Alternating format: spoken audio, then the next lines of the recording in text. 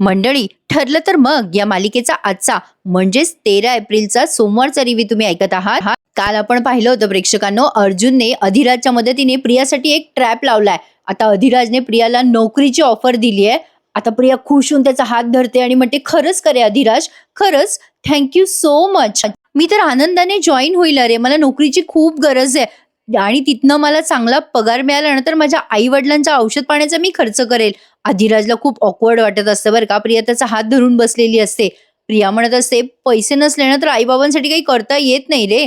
अर्जुन त्याची शूटिंग काढत असतो आणि अधिराजला लांबून खुणवत असतो, शांत रहा, चालू दे तुझं अधिराज बोलता बोलता आता त्याचा हात सोडवून घेतो आणि म्हणतो, अगं तू पैशांची काळजी करू नकोस, तू वर्क फ्रॉम होम केलं तरी चालेल, पण तू मला माझ्या टीम मध्ये हवी आहेस. प्रिया म्हणते, अधिराज तुझ्यासारखी दिलदार माणसं या जगात आहे ना, म्हणून माझ्यासारख्या गरिबांचं निभावतं रे.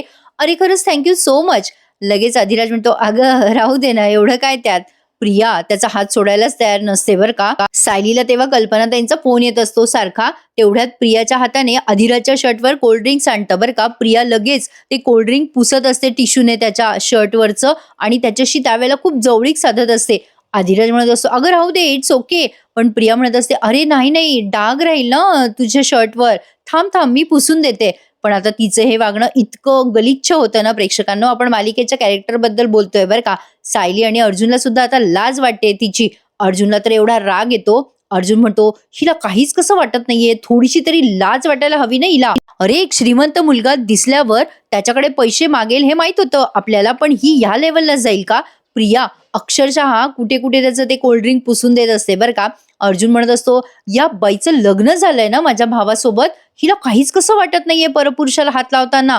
अरे हा माणूस तर 15 मिनिटापूर्वीच भेटला ना तिला, आणि ती बघ ना कसं वागते त्या माणसासोबत. सायली म्हणते, तिला ना हे सगळं नाटकी वागणं जमतं, पण तिचं हे वागणं आपण तरी कसं सहन करणार आहोत, आणि अश्विन भाऊजी तरी कसे सहन करतील.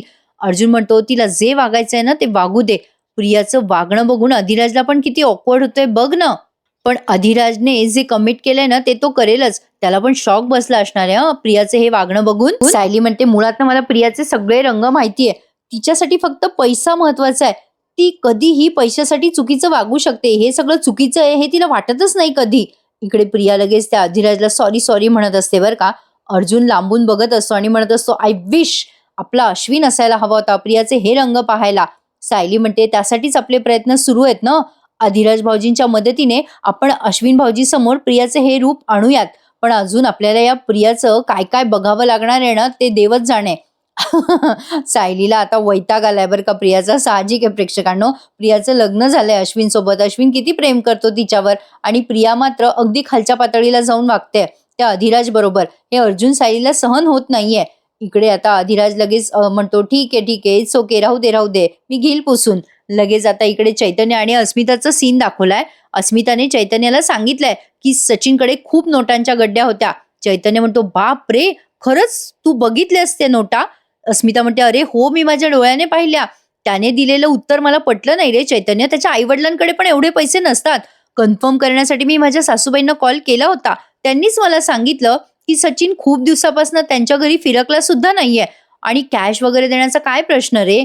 चैतन्य म्हणतो, बापरे अस्मिताई, तो या लेवलचं खोटं बोलेल असं वाटलं नव्हतं मला. म्हणजे हा असा एक्स्ट्रा मॅरेज अफेअर करणारा माणूस आहे ना, तो खोटं बोलतोच, पण या लेवलचं खोटं. स्मिता म्हणते, चैतन्य मला असं वाटतंय की सचिन साक्षीच्या कॉन्टॅक्टमध्ये अजूनही आहे. बाळाबरोबर त्याचं बॉन्डिंग आहे हे दाखवण्याचा ते फक्त प्रयत्न करतोय सचिन. पण मला जाणवतं रे चैतन्य, हे सगळं सचिन नाटक करतोय, कारण साक्षी आणि पैसे एवढेच त्याच्यासाठी महत्वाचे असणार आहेत. चैतन्य म्हणतो, नशीब अस्मिताताई तुझे डोळे उघडलेत. अगं अस्मिताताई, तू आई बाबांशी बोल. अगं आई बाबा नक्की तुला समजून घेतील. अस्मिता म्हणते, अरे चैतन्य, पण मी आतापर्यंत सचिनचीच बाजू घेतली ना माझ्या आई वडिलांसमोर.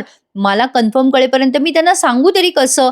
मला जेव्हा 100% कळेल ना सचिन आणि साक्षी अजूनही एकत्र आहेत, मग त्या दिवशी मी माझा शेवटचा निर्णय घेईल. चैतन्य, तुझ्याशी बोलून चांगलं वाटलं रे, बरं वाटतंय मला तुझ्याशी बोलून. आत्ता घरामध्ये ना या सगळ्या गोष्टी मी कुणाला सांगू नाही शकत रे. चैतन्य म्हणतो, बरं झालं अस्मिताताई तू माझ्याशी बोललीस, तुला थोडं हलकं वाटतंय ना. मग अस्मिता म्हणते, हो रे. बघा हा मंडळी, आता पुन्हा इकडे त्या अधिराजचा आणि सायली अर्जुनचा सीन घेतलाय. प्रिया निघून गेली आहे. अधिराज अर्जुन सायली सोबत बोलताना दाखवलाय. अधिराज म्हणतो, बाप रे, कसली हॉरेबल मुलगी आहे ही प्रिया. असं वागत होती जणू काही 10-15 वर्षापासून आमची ओळख आहे. आत्ता भेटली मला 15 मिनिटापूर्वी. अर्जुन म्हणतो, अरे ती कुठल्या थराला जाऊ शकते ना, हे फक्त मलाच माहिती आहे. मी तिच्याशी लग्न करावं म्हणून ती तिच्या प्रेमाच्या जाळ्यात मला ओढत होती. तिने काय काय केलं होतं रे, बापरे, आठवलं जरी ना मला तरी डोकं दुखतं माझं. अर्जुनने आता झालेला तो प्रकार सगळा सांगितलाय. म्हणजे प्रिया अर्जुनला सुद्धा कशी जाळ्यात ओढत होती ना, सुरुवातीच्या भागांमध्ये आपण बघितलं होतं बघा. ठरलं तर मग जेव्हा नवीन नवीन लागलं होतं ना, तेव्हा प्रिया भस्कन त्याच्या बेडरूम मध्ये जायची, त्याच्या अंगाला हात लावायची, उगाच असे काय काय करायची. अर्जुनला ते आठवतं आणि तो अधिराज आणि सायलीला ते सगळं शेअर करतो. अधिराजला हे ऐकून भयंकर शॉक बसलाय. त्यातनं आता अधिराज म्हणतोय, बापरे, अर्जुन, एवढं सगळं झाल्यावर तिने तुझ्या भावाशी लग्न केलं, म्हणजे तुझ्यावरचं प्रेम वगैरे खोटं आणि नाटक. सायली म्हणते, अहो भाऊजी, तिचं ना माणसावर नाही संपत्तीवर प्रेम असतं, माणसाच्या संपत्तीवर. सुभेदारांच्या संपत्तीवरती प्रेम करायचं होतं ना तिला. म्हणजे भाऊ कोणताही असो, धाकटा असो का मोठा, म्हणून तिने आमच्या अश्विन भाऊजी सोबत लग्न केलं. आता हा हा धीरज म्हणतोय, बाप रे, साष्टांग नमस्कार बाबा अशा पोरीला. एवढी खोटारडी मुलगी मी कधीच बघितली नव्हती. सायली म्हणते, तिचा हाच चेहरा आम्हाला समोर आणायचा आहे. अश्विन भाऊजी सोबत लग्न झालेलं असून सुद्धा ती परपुरुषासोबत कशी वागते, त्याचेच व्हिडिओ आता आपल्याला दाखवायचे आहेत सगळ्यांना. त्यावर आता हा अधिराज म्हणतो, थांबा थांबा, आणखीन व्हिडिओज मिळतील. तिचं सत्य तर आपण सगळ्यांसमोर आणूच. मी तिला भेटायला बोलवलंय आणि ती एका पायावर तयार झालीये. कसली मुलगी आहे, म्हणजे फुकटी आहे यार. अरे ती इथेच जवळ जाणार होती, पण जाताना माझ्याकडून कॅबचे पण पैसे घेऊन गेली रे. अर्जुन हसायला लागतो. सायली म्हणते, खूप अवघड आहे तिचं, खूप अवघड आहे. प्रिया बघा आता गाडीजवळ जाते तिच्या आणि आता विचार करते, अरे च्या, माझी पर्स तिथेच राहिली वाटतं. पण प्रेक्षकांनो, काल तर आपण असं बघितलं होतं, म्हणजे if I am not wrong, Priya तिची पर्स गाडीमध्ये ठेवते आणि मग जाते ना या अधिराजच्या मागे. पण आता तिच्या अचानक लक्षात येतं की ती पर्स खाली पडली. ऍक्च्युली ते कोल्ड ड्रिंक्स आणलं ना, तेव्हा एक पर्स खाली पडलेली दाखवली आहे त्यांनी.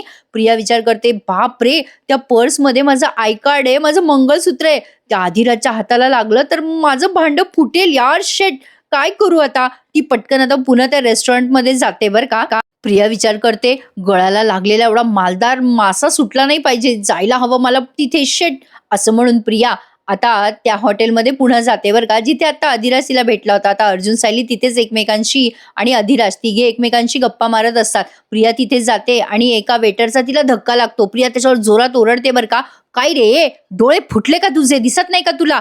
अरे एवढी मोठी 5.5 फूट बाई दिसली नाही तुला? सॉरी, मुलगी म्हणाली बरं का ती. मग ते वेटरला नंतर, सॉरी मॅडम, सॉरी. प्रिया म्हणते, सॉरी म्हणून काय होणार आहे आता, माझी साडी खराब झाली ना, काहीतरी सांडतं बरं का तिच्या पायावर. आता अर्जुन सायली अलर्ट होतात आणि पुन्हा अर्जुन कॅप घालून घेतो आणि सायली ओढणी घेते तिच्या डोक्यावर. मग अधिराज जातो तिथे आणि म्हणतो, अगं प्रिया, तू इथे काय ग, काय झालं? हा त्रास देतोय का तुला? प्रिया प्रिया म्हणते, नाही, अरे माझाच धक्का लागला त्याला, मी सॉरीच म्हणत होते त्याला.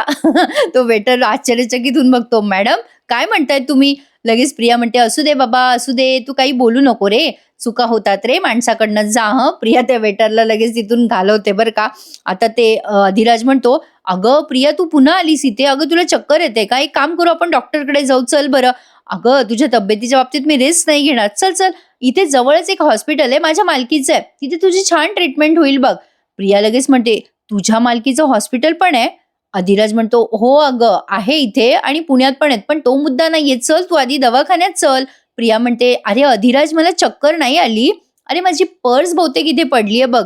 अरे काय आहे ना, शेवटचे 150 रुपये आहेत रे त्यात, म्हणजे मला ती पर्स हरवली तर परवडणार नाही. लगेच तो अधिराज म्हणतो, बरं बरं ठीक आहे, चल शोधूयात आपण. लगेच प्रिया म्हणते, अधिराज एक काम करशील का, टिश्यू देशील का रे मला आणून?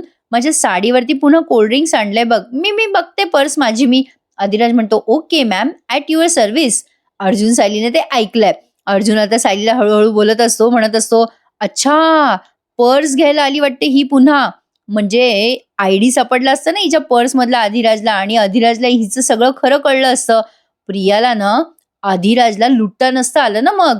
सायली म्हणते, तुमच्या एक गोष्ट लक्षात आली का, तिने मंगळसूत्र काढून ठेवलंय. अहो बघा, तिच्या गळ्यात मंगळसूत्र नाहीये. मे बी मंगळसूत्र तिच्या पर्समध्ये असणार. श्रीमंत मुलगा दिसल्यावरती मंगळसूत्र काढून ठेवणारी बाई कशी असणार आहे? शी, काय बाई आहे प्रिया. प्रिया आता तिचं ते पर्स वगैरे शोधते बरं का अधिराज येईपर्यंत आणि त्याच्यात चेक करून घेते आय कार्ड, मंगळसूत्र आहे की नाही ते सगळं जागच्या जागीच असतं बरं का. प्रिया आता सुटकेचा निश्वास टाकते. चला सापडली पर्स. तेवढ्यात तिथे अधिराज येतो टिश्यू घेऊन. प्रिया म्हणते, "सॉरी हं, तुझ्यासारख्या मोठ्या बिझनेसमॅनला मी काम सांगितलं म्हणजे ते मला बरं नाही वाटलं रे, पण सॉरी रे, माझ्या अंगावरती ते कोल्ड ड्रिंक्स आणल्यामुळे ना काही सुचतच नाहीये रे मला." अधिराज म्हणतो, "अगं हरकत नाहीये. तुझ्यासाठी केलेलं कुठलंही काम माझ्यासाठी हलकं नाहीये. तू टिश्यू मागितलंस ना, तर तुझ्यासाठी मी टिश्यूची फॅक्टरी विकत घेईल." प्रिया लगेच लाजून म्हणते, "अरे नको राहू दे. एवढे टिश्यू पुरतील अरे मला." सायली अर्जुन तिला बघतात बरं का, काय-काय बोलते, काय-काय वागते, काय-काय नाटकं करते.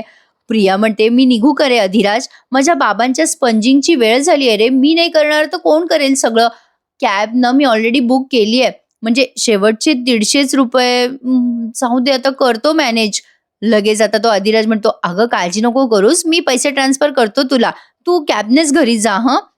प्रिया जेवढे जमेल तेवढे पैसे त्याच्याकडून काढते बरं का. अधिराज म्हणतो, "मी येऊ का तुझ्यासोबत?" नाहीतर प्रिया प्रिया म्हणते, "नाही, नाही, मी जाईल अरे जाईल." लगेच तो अधिराज म्हणतो, "हो, पण तू उद्या भेटणार आहेस हं मला? म्हणजे आत्तापासून मी तुझी वाट बघायला सुरुवात करतोय हं प्रिया." अधिराज फ्लर्ट करायचा प्रयत्न करतोय प्रियासोबत. प्रिया म्हणते, "अरे मला निघू तर दे." अधिराज म्हणतो, "चल ना, मी कॅबपर्यंत कंपनी देतो तुला प्लीज." प्रिया लगेच म्हणते, "ओके, ओके, चल, चल." आता अधिराज प्रियाला फायनली रेस्टॉरंटमध्ये घेऊन जातो. अरे तिची गाडी तिथेच राहिली ना. आता हा कॅबपर्यंत तिला घेऊन जाणार म्हटल्यावर तिची गाडी तिथेच राहिली असेल ना प्रेक्षकांनो. असो, पुन्हा प्रियाला हेलपाटे होणार. आता सायली अर्जुन सुटकेचा निश्वास टाकतात. गेली एकदाची बया. चैतन्य अस्मिताला म्हणत असतो इकडे, "अस्मिताताई तुझी काय अवस्था होत असेल ना कळतंय ग मला. ज्याच्यावर आपण प्रेम करतो ती व्यक्ती जेव्हा आपल्या पाठीत सुराख खुपसते ना तेव्हा खूप यातना होतात ग. मला ज्या दिवशी कळलं होतं ना साक्षी खोटी आहे, आमचं नातं खोटं आहे, माझी काय अवस्था झाली होती ना अस्मिताताई ते माझं मला माहिती ग. म्हणजे मी तिच्यासोबत खूप स्वप्न बघितले होते ग. मी पहिल्यांदा कोणाच्या तरी प्रेमात पडलो होतो अस्मिताताई. मलाही वाटत होतं ग माझी एक फॅमिली असेल, माझा संसार असेल, केवढं सुख असेल. पण नाही, माझ्या आयुष्यात ते नाही आलं ग. फक्त दुःखच मिळालं." चैतन्य जरा भावूक झालेला असतो. अस्मिता आता त्याच्या खांद्यावर हात ठेवून म्हणते, "जाऊ दे रे चैतन्य, तू स्वतःला सावरलंस ना, पण तू कसं रे सावरलंस स्वतःला?" चैतन्य म्हणतो, "मी स्वतःला सांगितलं अस्मिताताई, की खोटेपणावर उभं राहिलेलं नातं कधीही टिकत नसतं. यातून जेवढ्या लवकर बाहेर पडायचं नाही, यातून जेवढ्या लवकर बाहेर पडता येईल ना, तेवढ्या लवकर बाहेर पडायचं बघ. माझ्या आयुष्याची मी नवीन सुरुवात केली. अस्मिताताई तू पण तेच कर आता. तू विसर सचिनला. म्हणजे बाकी कोणासाठी नाही गं, पण तुझ्या या गोंडस बाळासाठी तेवढं नक्की कर." अस्मिता आता बाळाकडे बघत असते बरं का आणि बाळ तिच्याकडे. बाळ भलतं गोड घेतलंय हां त्यांनी प्रेक्षकांनो. इतकं क्यूट आहे ना, खूपच क्यूट दाखवलंय अस्मिताचं ते बाळ आणि त्यातनं अस्मिताचं जे खरं बाळ आहे ना, म्हणजे मी पर्सनल बोलत नाही कधी, वृंदा ती तर खूप गोड आहे हां प्रेक्षकांनो. अस्मिताची मुलगी अमेझिंग इतकी क्यूट मुलगी आहे ना आणि खूपच गोंडस आहे. कधीच रडत नाही हां तिचं बाळ. मंडळी सगळ्याच कलाकारांचं कौतुक आहे आणि अस्मिताचं विशेष कौतुक. गरोदरपणात तिने काम केलंच, पण आता लहान लेकराला घेऊन सुद्धा ती सगळा वेळ देतीये, एवढे सगळं शूट करते. खरंच कमाल. हॅट्स ऑफ टू अस्मिता हं. खरंच कमाल. म्हणजे पर्सनली मी आज हे कौतुक करते. असो, आता पुन्हा एकदा इकडे या अधिराजचा सीन घेतलाय. अधिराज म्हणतो, "गेली बाबा ती एकदाची." अर्जुन म्हणतो, "बाबा कन्फर्म केलं ना खरंच गेलीये?" अधिराज म्हणतो, "हो गेलीये." अर्जुन म्हणतो, "फॅन्टॅस्टिक जॉब केलास हं अधिराज, व्हेरी गुड." मग अधिराज म्हणतो, "कमाल हं. म्हणजे आता आपल्या या नाटकात सस्पेन्स आहे, थ्रिलर आहे, हिस्ट्री आहे, मिस्ट्री आहे. आपल्यासाठी हे नाटक कॉमेडी असणार हं अर्जुन. पण प्रियाला आता चांगलाच त्रास होणार आहे. म्हणजे प्रियासाठी आता हे नाटक ट्रॅजिक होणार बघ. आगे आगे देखो होता है क्या." अर्जुन म्हणतो, "अब आएगा मजा." प्रियाचं आता हे नाटक कुठवर चालणार ते बघत राहा प्रेक्षकांनो. आता एवढ्यात या माणसाचा फोन आलाय प्रियाचा. प्रिया कॅबमध्ये बसलेली असते. तो माणूस तिला सांगत असतो, की "मी आता शांताला पाहिलं सरकारी हॉस्पिटलच्या बाहेर." प्रियाला फोन केलाय त्या माणसाने. प्रियाने सांगितले ना त्या माणसाला, "नजर ठेव शांतेवर." तेच ते माणूस आहे. आता प्रिया म्हणत असते, "नजर ठेव, ती कुठे जाते बघ." शांता एका हॉस्पिटलच्या बाहेर पडते बरं का आणि ती कुठेतरी जात असते. माणूस म्हणत असतो, "हे बघा मी आत्ता पाहिलं तिला." प्रिया म्हणते, "अरे मग तिचा पाठलाग कर." "काय रे तुला काही सगळं सांगायला हवं का?" मग थोड्या वेळ असा पाठलाग दाखवलाय त्या माणसाचा आणि शांताचा. शांता रस्ता क्रॉस करते आणि एकदम त्या माणसाला दिसेनाशी होते. तो माणूस वैतागतो आणि प्रियाला फोन करून सांगतो, "हॅलो मॅडम, अहो ती बाई निसटली हो. म्हणजे त्या शांता मावशी गायब झाल्यात." प्रिया म्हणते, "गायब झाली म्हणजे? तू पाठलाग करत होता ना तिचा?" "अरे कशी काय गायब झाली ती? गेली कुठे?" तो माणूस म्हणतो, अहो मध्येच एक रिक्षा आला आणि ती पलीकडे गेली हो, मला दिसलीच नाही नंतर. प्रिया म्हणते, तुला जास्तीचे पैसे दिले असते ती बाई पकडली असती तर. तो माणूस म्हणतो, सॉरी हो मॅडम. प्रिया म्हणते, सोड, आता मला कळव पुन्हा ती शांता दिसली तर, आणि डोळे आणि कान उघडे ठेव आणि लक्ष दे नीट. आता तो माणूस वैतागतो, शेट यार, काय कटकटी बाई आहे ही, हिचं काम करा ते करा, उलट माझ्यावरच ओरडते. आणि पुन्हा आता शांतेवर तो लक्ष ठेवतोय. म्हणजे प्रेक्षकांनो, आता शांताचा खून होणार लवकरच. प्रिया मनातल्या मनात विचार करते फोन ठेवल्यावर, ही शांता माझ्या ताब्यात आलीच पाहिजे. नाही, अर्जुन साईला कळलं नाही पाहिजे की शांता माझ्या ताब्यात आली आहे. माझ्या माणसांना सांगितलं पाहिजे की लक्ष ठेवा, आणि माझ्या चेहऱ्यावर ते दिसलंही नाही पाहिजे. इकडे पुन्हा अस्मिता आणि चैतन्याचा सीन घेतला. खरंच खूप गोड सीन आहे प्रेक्षकांनो. चैतन्याने अस्मिताला किती छान कन्व्हिन्स केलंय. कधी कधी आपली सख्खी नाती काही करू शकत नाही ना, तेव्हा अशी प्रेमाची नाती बरंच काही करून जातात. अस्मिता म्हणते, तुझं बोलणं कळतंय रे मला चैतन्य. चैतन्य म्हणतो, अस्मिताई, तुझी प्रेमाची माणसं आहेत ग घरामध्ये. अर्जुन, अश्विन किती प्रेम करतात तुझ्यावर. मग अस्मिता पण म्हणते, हो, अश्विन आणि अर्जुन मला त्रास देतात रे, पण मला माहितीये त्यामागे त्यांचं खूप प्रेम दडलंय. मला सगळं सगळं कळतं रे चैतन्य, पण मला वळतच नाही रे. चैतन्य म्हणतो, अस्मिताई, घरातल्या सगळ्यांना आणि मला सुद्धा तू पूर्वीसारखी हवी आहेस. पूर्वी कशी तू आम्हाला सगळ्यांना ऑर्डर सोडायचीस, हे आणा ते आणा, तशीच अस्मिताताई आम्हाला पुन्हा हवी आहे. आणि तू लिस्ट द्यायचीस बघ प्रताप काकांना. प्रताप काका ती लिस्ट घेऊन घरभर फिरायचे. तशीच हो ग पूर्वीसारखी. अस्मिता म्हणते, मला पण पूर्वीची अस्मिता व्हायचंय रे. चैतन्य म्हणतो, त्यासाठी माझ्यासोबत भरपूर गप्पा माराव्या लागतील तुला, आणि बाळाशी मला खेळू द्यावं लागेल. अस्मिताताई, तुला सांगतो, अर्जुन, अश्विन आणि माझ्यामध्ये रेस लागली ना, आमच्या तिघांमध्ये बाळाचा फेवरेट मामा कोण रेस लागली ना, तर बाळाने स्वतः सांगितलं पाहिजे, चैतन्य मामाच जिंकला पाहिजे म्हणून. अस्मिता म्हणते, ती रेस जिंकायला मी मदत करेल बरं का चैतन्य तुझी. चैतन्य म्हणतो, वा, मी होणार आता मामा नंबर 1. पण हे अस्मिताताई, बरं झालं तुला मुलगी नाही झाली, नाहीतर परत एका मुलीने मला मामा बनवलं असतं. अस्मिता आता हसायला लागते आणि म्हणते, काय रे चैतन्य. तेवढ्यात कल्पनाताई येतात बरं का, आणि म्हणतात, काय रे बाबा चैतन्य, केव्हा आलास. चैतन्य म्हणतो, हे काय मावशी, आत्ता थोड्या वेळ झाला. कल्पनाताई म्हणतात, सायली अर्जुन का नाही आले अजून. चैतन्य म्हणतो, अगं येणार आहेत ते थोड्या वेळात. कल्पनाताई चिडून म्हणतात, मग आधी त्यांना फोन लाव बघू. अस्मिता म्हणते, अगं मम्मा, येणार आहे अर्जुन सायली, तो म्हणाला ना. कल्पनाताई म्हणतात, नाही बाई, मला काही चैन पडत नाही बरं अस्मिता, त्यांना काही झालं नसेल ना. चैतन्य म्हणतो, अरे मावशी, तू उगाच काळजी करतेस, काही नाही झालंय त्यांना. कल्पनाताई म्हणतात, अरे चैतन्य, मी त्यांना बजावलं होतं की बाहेर जाऊ नका, माझी समजूत काढली आणि गेले घराबाहेर. सतत माझ्या कॉन्टॅक्टमध्ये राहा सांगितलं होतं मी त्यांना, पण आता दोघांचा फोन लागत नाही, लागला तर उचलत नाही. जा बरं बाबा चैतन्य, आधी त्यांना शोध आणि घेऊन ये त्यांना घरी, सायली आणि अर्जुनला. अस्मिता म्हणते, अगं मम्मा, असं काय करतेस, त्यांचं काही काम असेल, सतत अशी काळजी करून कसं चालेल. कल्पनाताई म्हणतात, अगं अस्मिता, पण त्यांना काही झालं तर माझा जीव जाईल ग. तेवढ्यात प्रिया आली आहे बरं का घरी, आणि म्हणते कशी, अशी मस्त गाणं गुणगुणत आली आहे बरं का ती, कारण ती खूप खुश आहे. आता कोणीच काही रिॲक्शन देत नाही. प्रिया म्हणते, काय झालं, तुम्ही सगळे एवढे काळजीत का दिसताय. अरे आजचा दिवस तर किती मस्त आहे. कल्पनाताई आता तिच्याकडे बघतच नाही आणि म्हणतात, ए बाबा चैतन्य, तू आधी फोन लाव बरं सायली अर्जुनला. प्रिया विचार करते, अरे म्हणजे सायली अर्जुन बाहेर पडल्यामुळे हे काळजीत येत, तर याचा फायदा उचलायलाच हवा. प्रियाला काय वाटतं की सायली आणि अर्जुन बद्दल अजून भडकून द्यावं कल्पनाताईला, म्हणजे मजा येईल. पण कल्पनाताई आणि कोणीच तिला दाद देत नाही बरं का प्रेक्षकांनो. तेवढं सायली अर्जुनची एंट्री होते, पण तत्पूर्वी त्यांनी एक सीन दाखवलाय. हे बघा, आता या सीन मध्ये तुम्ही बघतायत की व्हिडिओ कॉलवरती एक छोटी मुलगी बांधलेली आहे, म्हणजे खुर्चीला बांधलेली आहे, आणि तिचे डोळे पण बांधलेले असतात.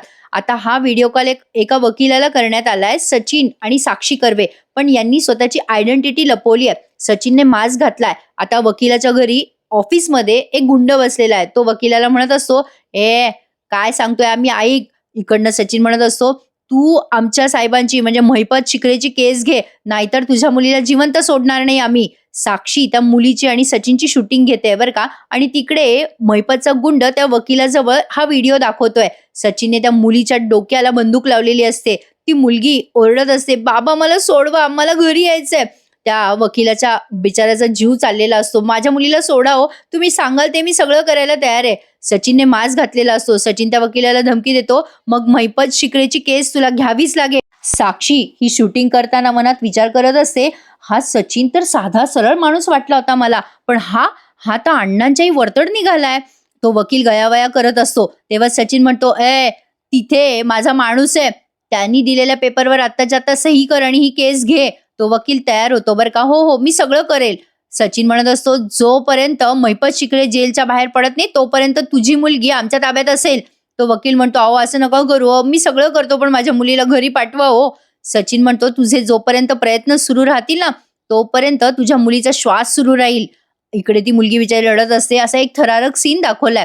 आता त्या वकिलाला पेन आणि पेपर दिले जातात. तो गुंड देतो आणि म्हणतो, सही कर याच्यावर.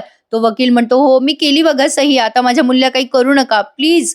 प्लीज प्लीज मी तुमच्यासाठी काहीही करायला तयार आहे. थोडक्यात सांगायचं म्हणजे आता या मैपतला सोडवण्यासाठी एक वकील डरावून धमकावून यांनी काढलाय. असो, म्हणजे सापडलाय त्यांना एक वकील, त्याला घाबरवून धमकी देऊन त्यांनी काम करून घ्यायचं ठरवलंय. पण आता मैपत आणि नागराज सुटतील कसे, हा एक मोठा प्रश्नच आहे. तो पुढच्या पुढे राहिला म्हणा. प्रिया इकडे लगेच म्हणते, काय आई असे कसे अर्जुन सायली बाहेर गेले, त्यांच्या जीवाला धोका आहे कळत नाही का, तू सांगितलं होतं ना त्यांना निक्षून. तेवढ्यात सायली येते तिथे आणि अर्जुन सुद्धा. लगेच कल्पनाताई चिडून म्हणतात, काय रे पोरांनो, का माझे फोन घेतले नाही, का वेळ लागला तुम्हाला यायला. कल्पनाताई खूप चिडलेल्या असतात बरं का. प्रिया लगेच म्हणते, किती टेन्शन आलं होतं आईला, कशाला गेलात तुम्ही दोघे बाहेर आणि कुठे गेला होतात तुम्ही दोघे जण यावेळेला. प्रियाला वाटतं अर्जुन सायली जसं काही तिला सांगणारच आहे. सायली म्हणते, आई तुम्ही विसरलात का, माझी अपॉइंटमेंट होती ना डॉक्टरांकडे, मी सांगून गेले होते ना तुम्हाला. लगेच कल्पनाताई म्हणतात, अगं हो सायली, माझ्या होतं लक्षात तुम्ही डॉक्टरांकडे गेलात वगैरे, पण तुम्ही फोन नाही घेतले ना, त्यामुळे मला टेन्शन आलं होतं. लगेच आता प्रिया विचार करते, अच्छा डॉक्टरांकडची अपॉइंटमेंट होती वाटतं, बरं झालं. नाही हिला आता घरातल्या जखमेवरती घरातल्या डॉक्टरची ट्रीटमेंट नाही करता येत, ते प्रिया असा मनातल्या मनात विचार करत असते. अर्जुन गंमत करतो आता कल्पनाताईंची आणि म्हणतो, अगं मम्मा डॉक्टरांशी बोलत होतो म्हणून फोन नाही घेतले तुझे. चैतन्य म्हणतो, मावशी आले ना ते, शांत हो बरं आता. अर्जुन म्हणतो, अरे चैतन्य, माझी मम्मा अशीच आहे बरं का, मी शाळेत असल्यापासून ती अशीच टेन्शन घेते, काळजी करते. मला आठवतं ना, अरे शाळा सुटली ना की आमचा अश्विन अगदी सरळ मुलासारखा घरी यायचा शाळा सुटल्यावर. म्हणजे शाळेच्या ग्राउंडवर मी मात्र मस्त क्रिकेट खेळत बसायचो बघ. तेव्हा मम्मा अशीच टेन्शन घ्यायची. मम्माला ना चैनच पडायचा नाही. मम्मा फॅक्टरीमध्ये फोन करायची, माझ्या मित्रांना फोन करायची, कुठे गेला अर्जुन, कुठे गेला अर्जुन, सगळीकडे शोधायची. अस्मिता म्हणते, अरे बाबा तुझीच नव्हती काळजी करत मम्मा. नाही म्हणजे मी जर मैत्रिणीकडे गेले ना अभ्यासाला, तर त्यांच्याही घरी सारखा फोन करायची मम्मा. नशीब त्यावेळेला स्मार्टफोन नव्हते, नाहीतर दर 10 मिनिटाला मम्माने कॉल केला असता, व्हिडिओ कॉल. कल्पनाताई म्हणतात, गप ग अस्मिता, तू काही बोलूच नकोस. नाही तुझा मुलगा जेव्हा शाळेत जाईल ना तेव्हा बघू तू कशी काळजी करतेस. समोर लेकरू दिसेपर्यंत आईचा जीव वरखाली होतोच बरं का. अर्जुन म्हणतो, मम्मा आमचं समजलं, पण तू डॅडच्या बाबतीत पण असंच करतेस हा. नाही म्हणजे डॅडला फॅक्टरीमधून यायला उशीर झाला की मम्माचे फोनवर फोन सुरू राहायचे. डॅड मला सांगायचे की त्यांचे कलिग त्यांना चिडवत होते, बापरे तुमच्या बायकोचं लई प्रेम आहे तुमच्यावर. कल्पनाताई चिडून म्हणतात, काय तुझे डॅड असे बोलले तुला. नाही चेष्टा करण्यात ते नेहमी पुढे असतातच, पण आता येऊ दे त्यांना, चांगलेच खडसावते मी. अर्जुन म्हणतो, मम्मा मम्मा काय चाललंय तुझं. सायली म्हणते, अहो आईची काळजी हसण्यावारी घेऊ नका बरं. अहो आपल्या घरात कोणीतरी वाट बघणारा आहे म्हणून आपल्या वागण्याला शिस्त आहे बरं का, नाहीतर आपला मनमानी कारभार चालू राहिला असता. आईची मस्करी करू नका बरं, मला नाही चालणार. अर्जुन म्हणतो, अरे अरे बरं बरं सायली, अगं आतापर्यंत तू माझ्या टीम मध्ये होतीस ना, अगं तू का टीम चेंज केली आहेस. चैतन्य म्हणतो, अरे बाबा अर्जुन, सासू महत्वाची असते बाबा नवऱ्यापेक्षा जास्ती. नाही म्हणजे सासू रुसली तर मग अवघड आहे बाबा. कल्पना ते आता हसतात बरं का, त्यांचा मूड चेंज करण्यासाठी हे गंमत जम्मत करताय. प्रिया लगेच मध्ये पडते बरं का आणि म्हणते, अरे आई म्हणते ते बरोबर आहे बरं का, म्हणजे आई तू जे म्हणतेस ते खरं आहे ग. आपण कुठे जातो काय करतो हे आपण आईला सांगायलाच हवं ना, मग आईला काळजी नाही वाटणार. कल्पना त्याच्या समोर जाऊन बोलते बरं का ही प्रिया असं. आता कल्पना ते हिच्यावरच चिडतात, खरंच का ग तन्वी, तुला असं वाटतंय. नाही तुला खरं वाटतंय का तू तोंडाची वाफ घालवतेस. अर्जुन आता लगेच हळूच सायलीच्या कानात बोलत म्हणतो, अगो ए सायली, सायली 2.0 नंतर मम्मा 5.0 दिसते. बापरे आता प्रियाचं काही खरं नाही. प्रिया गडबडते आणि म्हणते, आई आई मला खरंच असं वाटतंय. आता कल्पना ताई चिडून म्हणतात, तुला पण 100 फोन केले होते मी. काय ग तू एकही फोन घेतला नाहीस त्यातला माझा. कुठे होतीस कुठे तू. वाण सामान आणायला दिवसभर लागतो का. त्यावरती आता प्रिया गडबडते बरं का. कल्पनाताई म्हणतात, काय ग काय चाललं काय होतं तुझं दिवसभर.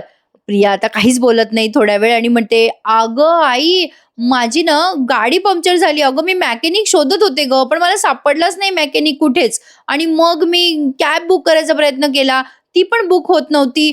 असं सगळं होत होतं गं. मग शेवटी एक कॅब बुक झाली आणि मी घरी आले." मग लगेच चैतन्य आणि अस्मिता मध्ये बोलतात बरं का प्रेक्षकांनो. मजा आली हां आज प्रियाची. चैतन्य म्हणतो, "अख्ख्या पनवेलमध्ये तुला एक पण मेकॅनिक नाही मिळाला?" अस्मिता पण मध्ये पडत म्हणते, "बापरे! तुला अख्ख्या पनवेलमध्ये कॅब पण नाही मिळाली? म्हणजे 20-20 सेकंदाला इथे कॅब असतात आणि मार्केटमध्ये तर उभ्या पण असतात. बापरे! तन्वी, तुला तरी सुद्धा कॅब नाही मिळाली आणि ऑटो पण नाही मिळाला?"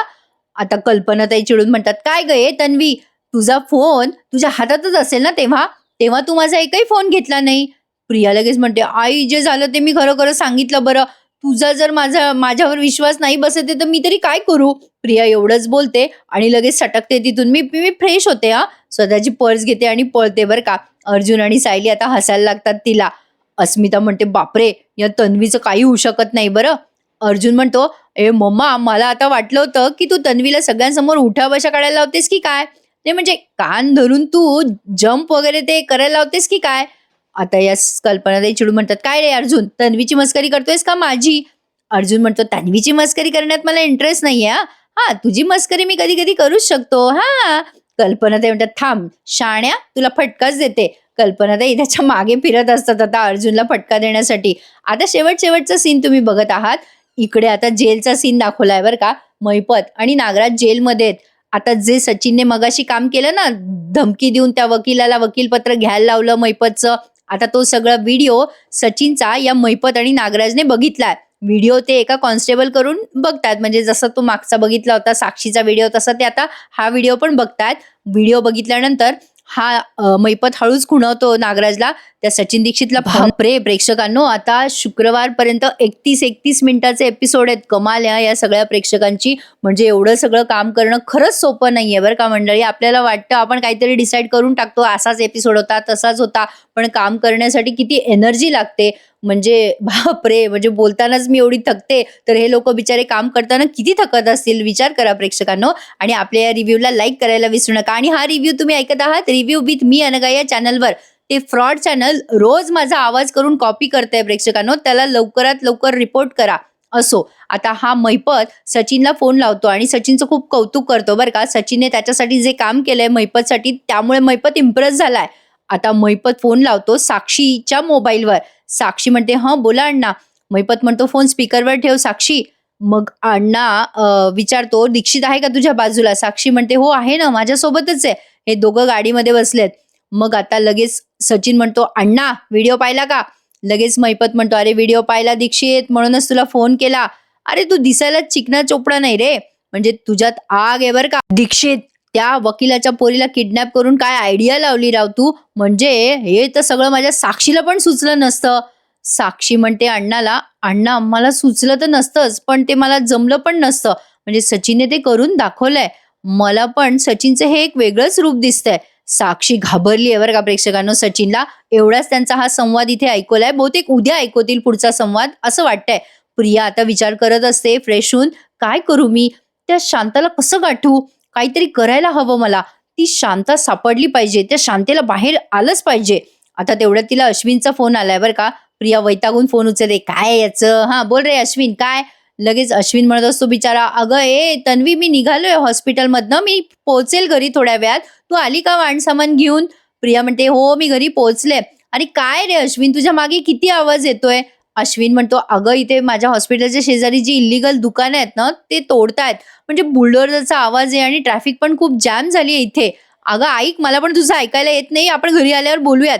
प्रिया म्हणते, "हां, हां, ठीक आहे, ठीक आहे." अश्विन म्हणतो, "चल ठेवतो फोन, बाय." प्रिया आता फोन ठेवते आणि तिला एक भन्नाट आयडिया सुचते बरं का. प्रिया विचार करते, "अरे, कधी नव्हे, आज या मूर्ख अश्विनमुळे माझा फायदा होणार आहे. आता काय करू?" हां, आता प्रियाने कोणाला तरी कॉल लावलाय बरं का आणि कॉल लावून सांगते, "हॅलो, नीट ऐक. मी जे सांगतेय ना, तशी नोटीस तयार कर." प्रियाने आता एक नोटीस तयार करायला सांगितली आहे शांताच्या घरासाठी. शांतेचं घर इल्लीगल आहे म्हणून ते पाडण्यात येणार आहे अशी नोटीस प्रियाने खोटी बनवली आहे. आता ती नोटीस शांताच्या घरावर लावतात आणि शांताला ते कळवलं जातं बरं का. आणि अर्जुन सायलीला पण कळतं. आता अर्जुन सायली विचार करतात, की ही अशी कशी नोटीस आली त्या शांता मावशीचे शेजारचे पाजारचे फोन करून सांगतात सायली अर्जुनला. प्रिया मोबाईलवर बघते ती नोटीस आणि खुश होते. अश्विन म्हणतो, का खुश झालीयस, काय मेसेज आलाय बघू बरं. प्रिया काही अश्विनला मेसेज दाखवणार नाही, पण सस्पेन्स रंगवलाय फक्त. आता सायली म्हणते, खरंच शांता मावशीचं घर पाडलं जाईल का. अर्जुन म्हणतो, हो बहुतेक. प्रेक्षकांनो, प्रिया सायली आणि अर्जुनला गाफील ठेवून आता शांतेचा खून करणार आहे आणि तो आळ अर्जुनवर आणणार आहे. हे आपल्याला पुढची स्ट्रॅटर्जी माहितीच आहे, पण मला एक कळत नाहीये डीएनए रिपोर्ट अडकला कुठे. नाही म्हणजे ते बिचारे डीएनए रिपोर्ट देणारे टेक्निशियन सासूरवाडीला आमरसपुरी खायला गेले की काय.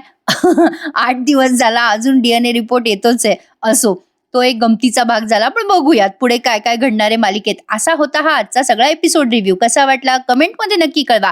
आणि मंडळी, या डिटेल रिव्ह्यूसाठी आपल्या रिव्ह्यूला लाईक करायला विसरू नका. भेटूयात उद्या पुन्हा एकदा. ठरलं तर मग या मालिकेच्या नवीन रिव्ह्यू मध्ये. तोपर्यंत टेक केअर. धन्यवाद.